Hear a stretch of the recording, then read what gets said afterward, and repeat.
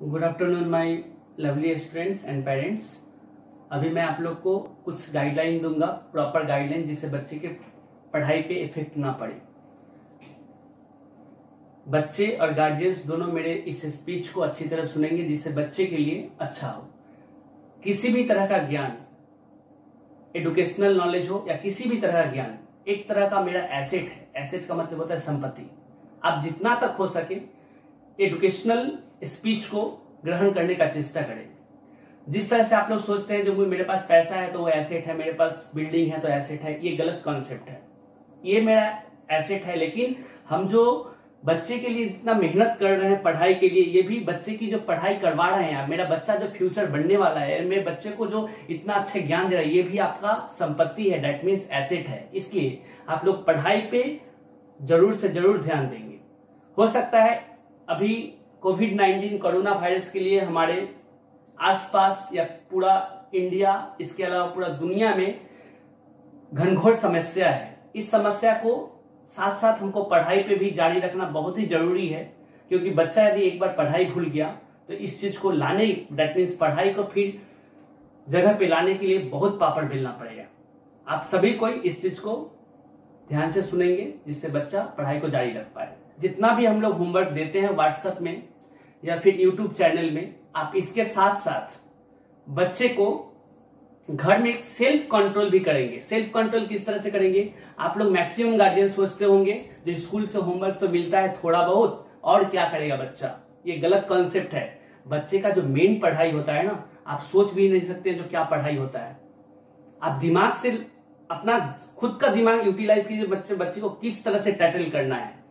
जिस तरह से आप सोचते हैं, आपके पास दो हाथ है, ये दो हाथ, एक हाथ और एक हाथ। बच्चे की दो हाथ जो होता है, एक होता है स्कूल की टीचर्स और दूसरा होता है पेरेंट्स। ये दोनों हाथ ही नहीं बजेगा। आप लोग सोचते हैं स्कूल से होमवर्क आएगा तभी बच्चा होमवर्क करेगा। मम्मी पापा का क्या फर्ज बना, तो फिर आपका भी कुछ फर्ज बनता है जो बच्चे को किस तरह से गाइडलाइन करेंगे। इसलिए स्कूल से जो भी होमवर्क दिया जाता है उस चीज को करवाते करवाते आप लोग का क्या फर्ज है जो बच्चे को किस तरह से केयर करेंगे। मम्मी पापा भी एक हाथ है, पेरेंट्स और टीचर्स भी एक हाथ है, यानी दो राइट हैंड और लेफ्ट हैंड को मिलाकर एक बच्चे का फ्यूचर आगे बढ़ता है। दोनों को मिलाना पड़ता है, तभी जाके जिस तरह से ताली बजता है उस तरह से बच्चा का फ्यूचर भी आगे बढ़ता है। दोनों हाथ को मिलाना पड़ता है। ये दिमाग में आप लोग डाल लीजिए। बच्चे को घर में किस तरह से केयर करेंगे? सबसे पढ़ाई का जो मेन, दैट मीन्स सबसे बड़ा मूल मंत्र जो है वह है बच्चे का रीडिंग। बच्चे आज के डेट में मैक्सिमम बच्चा रीडिंग करता है, लेकिन रीडिंग करने के बाद मैक्सिमम बच्चा जो है उसका मीनिंग नहीं जानता है। That means suppose as example हम पढ़ाई कर रहे हैं, this is my school. This is my school का मतलब क्या होता है? यह मेरा विद्यालय है, दैट मीन्स यह मेरा स्कूल है। इसका मतलब मैक्सिमम बच्चे का, किसी भी स्कूल का हो, मैक्सिमम बच्चे जो है रीडिंग करना जानता है, लेकिन उसका मीनिंग अपना मदर लैंग्वेज में नहीं जानता है। ये सबसे गलत चीज है।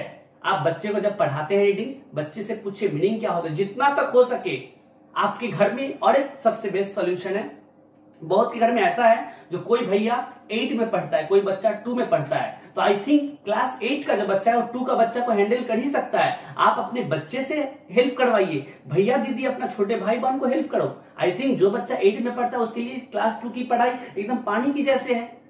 क्लास 8 का बच्चा अपना खुद से पढ़ाई करो, सेल्फ। क्लास 8 का बच्चा बहुत ही सिंसियर होता है, दैट मीन्स उसका पढ़ने का स्किल जो था उसका ऑटोमेटिक दिमाग काम करेगा, हमको किस तरह से आगे बढ़ना है। उसको डिक्शनरी यूज करने आता है, गूगल यूज करने आता है। आप लोग मोबाइल फोन को यूज कीजिए, लेकिन सही उपयोग कीजिए। मैक्सिमम बच्चे लोग गेम खेलते हो, या फिर छोटे बच्चे लोग तो मैक्सिमम मोबाइल फोन में गेम ही खेलते हैं, तो गेम के लिए एकदम यूज मत कीजिए। बच्चे को यदि मोबाइल देना है तो पढ़ाई के लिए यूट्यूब में जाइए, आप लोग स्कूल से जो भी लिंक भेजा जाता है जस्ट क्लिक करना है, पढ़ाई ऑटोमेटिक स्टार्ट हो जाएगा, वहां से पढ़िए। इस तरह से पढ़ाई करवाना पड़ेगा। इसके अलावा बच्चे का जो मेन पढ़ाई है वो रीडिंग, दैट मीन्स बच्चे को रीडिंग आना एकदम कंपलसरी है। बच्चे को रीडिंग आता है, मैक्सिमम बच्चे को। जिस बच्चे को रीडिंग नहीं आता है उसको ज्यादा से ज्यादा फोकस देंगे, और जिस बच्चे को अच्छा से रीडिंग आता है उसको और भी ज्यादा से ज्यादा फोकस देंगे। जो रीडिंग मेरे लिए टोटली पानी की जैसे हो जाए। जिस तरह से पानी एक स्लोप में बहता है ना, थोड़ा सा ढाल, सपोज ये पानी का जो ये है, पानी ऐसे रखेंगे नहीं बहेगा, पानी को थोड़ा सा डालने के बाद ऐसे ढाल कर देंगे तो पानी स्लोप की जैसे फटक से बह जाएगा। तो रीडिंग को भी वैसे कीजिए जो पढ़ने की मुझे जैसे ही मेरा नजर लाइन पे पड़ेगा तो पानी के जैसे मेरा पढ़ाई जो है रीडिंग भागेगा। उस तरह का पढ़ाई को आप लोग एक्सेप्ट कीजिए। पढ़ाई करते करते, रीडिंग करते करते उसका मीनिंग जो है आप लोग अपना मदर लैंग्वेज, जो लोग बंगाली है बंगला में सीखिए, जो लोग हिंदी है हिंदी में उसको जानने का चेष्टा, तभी जाकर आप मेन पढ़ाई किए। यदि आप रीडिंग सही से कर लेते हैं तो आपके लिए किसी भी तरह का क्वेश्चन आंसर लिखना, फिल अप, ट्रू फॉल्स, देखिए मैजिक के तरह ऑटोमेटिक आ जाता है। कोई भी बच्चा, ये एक चैलेंज रहा, यदि कोई बच्चा कोई भी चैप्टर्स को यदि ढंग से पढ़कर यदि पूरा उसका मीनिंग को आप लोग जान गए तो आपके लिए कोई भी बुक्स का कोई भी एक्सरसाइज, कोई भी question answer, I think 90% question answer, fill up, true false, everything आप लोग खुद से ही सॉल्व कर पाओगे ना। Am I right? I think ये फॉर्मूला मैं बच्चे को स्कूल में भी समझाता हूं, आप लोग से भी फर्ज बनता है ये फॉर्मूला को आप लोग एप्लीकेबल कीजिए। इसके अलावा स्पेलिंग एक बहुत ही वाइटल पार्ट है, कोई भी स्पेलिंग हो। जिस तरह से एग्जाम में यदि हम लोग स्पेलिंग गलत लिखते हैं तो मार्क्स डिडक्शन जाता है, उस समय हम लोग को अफसोस होता है। जब एग्जाम का रिजल्ट निकलता है तो बहुत सारे पेरेंट्स बोलते हैं मैम 1 नंबर काट लिया। फिर 1 नंबर काटी क्यों, कारण क्या है? आप गलत लिखे स्पेलिंग इसलिए काटी है। इसके लिए आपको अभी से अलर्ट रहना, पढ़ते समय जो स्पेलिंग हार्ड होता है दिमाग में उसको 5 बार लर्न कीजिए, कॉपी में लिखिए बार बार, इस तरह से प्रैक्टिस करना पड़ेगा। एक बच्चा यदि स्पेलिंग सुधार ले तो कोई भी पेपर्स में उसका मिनिमम 5 से 10 नंबर ऑटोमेटिक बढ़ जाता है। ऐसा कोई दुनिया में बच्चा नहीं है जो एग्जाम का पेपर में स्पेलिंग मिस्टेक नहीं करता है। ये जो बच्चा क्लास में फर्स्ट भी होता है, हो सकता है वो बच्चा 2 स्पेलिंग रॉन्ग लिखता है, जो बच्चा पढ़ने में एवरेज है वो 10 स्पेलिंग रॉन्ग लिखता है। इसलिए स्पेलिंग पे ज्यादा से ज्यादा फोकस देना। छोटा बच्चा हो चाहे बड़ा बच्चा, छोटा बच्चा का स्पेलिंग क्या होगा? ए फॉर एप्पल, एप्पल का स्पेलिंग उसके लिए स्पेलिंग है। बड़ा बच्चा का बहुत हार्ड स्पेलिंग है, जैसे नॉलेज, एडुकेशन, पावरफुल, वीपन्स, इस तरह से hard spelling. According to their standard spelling का भी एक स्टैंडर्ड होता है। जिस बच्चा का जो भी स्टैंडर्ड का स्पेलिंग, उसको ज्यादा से ज्यादा फोकस दीजिएगा और ज्यादा से ज्यादा लिख लिख कर प्रैक्टिस कीजिए। ये सेकेंड फॉर्मूला था। पहला रीडिंग, दूसरा स्पेलिंग, और तीसरा जो पढ़ाई का जो तीसरा सक्सेस मंत्र है वो है आपका क्या बताइए? राइटिंग। आप यदि राइटिंग को अच्छी तरह सुधार लिए, सपोज एज एग्जांपल मैं पढ़ने में बहुत होशियार हूं, मुझे सब कुछ आता है, मैं राइटिंग ऐसा गंदा लिखा जो टीचर्स को आधा समझ भी नहीं आता, टीचर्स क्या करेगा? उसमें नंबर काट लेगी ना। कोई भी टीचर, जितना भी बड़ा से बड़ा स्कूल हो या कोई भी कंपटीशन लेवल का एग्जाम हो, बोर्ड का एग्जाम हो, मेरा यदि राइटिंग सुंदर रहता है तो टीचर्स को चेकिंग करने में सुविधा है, टीचर्स अच्छी मार्क्स देती है। तो ये राइटिंग भी पढ़ाई लिखाई के लिए एक बहुत महत्वपूर्ण जगह रखता है। तो आप लोग का 3 जो मेन पार्ट जो है, रीडिंग कर कर बुक को समझना, स्पेलिंग को सुधारना और 3 नंबर जो है वो है राइटिंग। ये 3 चीज पर फोकस दिए, then means you are a gainer, that means आप कोई भी बाजी को जीत चुके हो। ये पढ़ाई लिखाई का मेन मंत्र है, दैट मीन्स सक्सेस पॉइंट है। इसके अलावा तो ये हो गया। इसके अलावा स्कूल से जो भी पढ़ाई लिखा जाता है उस चीज को आप लोग ढंग से पढ़िए। देखिए अब पढ़ाई जो है ना बहुत स्मूथली ग्रोथ करेगा, गार्जियन से भी बोल रहे हैं और बच्चे से भी। जो बच्चे मेरे बात को ध्यान से सुनोगे उसका फ्यूचर जो है बहुत ही ब्राइट होगा, that means just like a sunflower. जिस तरह सूरज की किरण फूल पे पड़ती है तो फूल खिल जाता है, उस तरह से ही आप लोग भी खिल पड़ोगे सूरज की। जस्ट लाइक एग्जाम्पल, सूरज समझ लो, अपने आप को सूरज समझो। जिस तरह से सूरज की रोशनी पड़ता है उस तरह से फूल खिल जाता है। आप भी इस फॉर्मूला को एप्लीकेबल करोगे, डेट मीन्स मेरे बात को ढंग से सुनोगे तो आप भी सूर्यमुखी, डेट मीन्स सनफ्लावर की तरह आप लोग भी खिल पड़ोगे।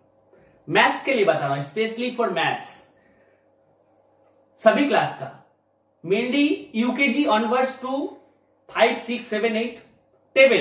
टेबल एक मैथ्स के लिए बहुत ही वाइटल पार्ट रखता है। टेबल बहुत, आज के डेट में मैक्सिमम बच्चे को टेबल जो है सही से ढंग से याद नहीं रहता है। क्लास में यदि 40 बच्चा है तो 20 बच्चे को टेबल अच्छा से याद है, 10 बच्चे को टेबल जो है टूटा फूटा याद है, दैट मीन्स आधा आता है आधा नहीं आता, 10 बच्चे का आता ही नहीं है। टेबल यदि आप लोग पानी की तरह याद कर रहे हो तो मैथ का मतलब, मैथ जो है बनाने में आपको बहुत ही आसान होगा, क्योंकि addition, subtraction, multiplication, division, factor, percentage, profit and loss सभी जगह टेबल का खेला है। That means table play a vital role in mathematics.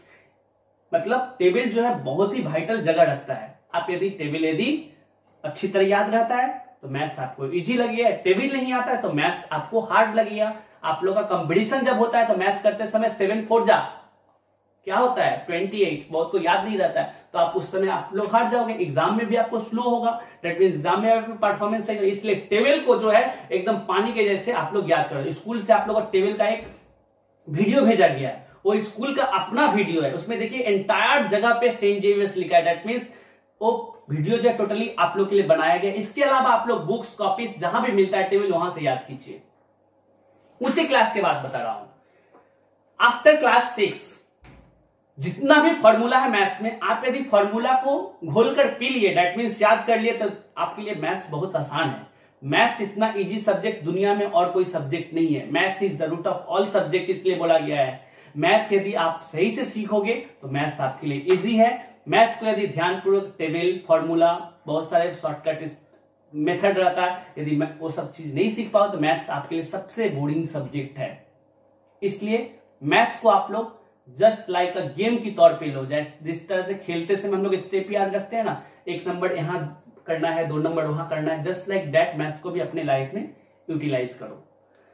इस तरह से आप लोग अपने पढ़ाई को जारी रखोगे, जिस तरह से किसी भी तरह का कोई भी प्रॉब्लम ना हो। यदि किसी भी तरह का प्रॉब्लम होता है तो आप लोग अपने रिस्पेक्टिव टीचर्स, स्कूल का जो फोन नंबर है, आप लोग सुबह से लेकर शाम 4 बजे तक फोन कर इस सिचुएशन में आप लोग टीचर से बात कर सकते हैं। आप लोग को सभी तरह का सपोर्ट दिया जाएगा। फिर स्कूल खुलेगा तो हम लोग जितना तक हो सके इस पढ़ाई को, जितना तक हो सके टीचर्स भी मेहनत करेंगे और आप लोग को भी मेहनत करना पड़ेगा। हो सकता है स्कूल का पढ़ाई लिखाई पे बहुत दबाव आ जाएगा स्कूल खुलने की बात, क्योंकि इतना सारा जो हम सफर करना है प्रॉब्लम को सफर करने के कारण आप लोग को पढ़ाई लिखाई में बहुत दबाव दिया जाएगा। इसलिए आप लोग घर में अच्छी तरह पढ़ो, फिर स्कूल खुलने के बाद हम लोग ढंग से पढ़ेंगे। धन्यवाद।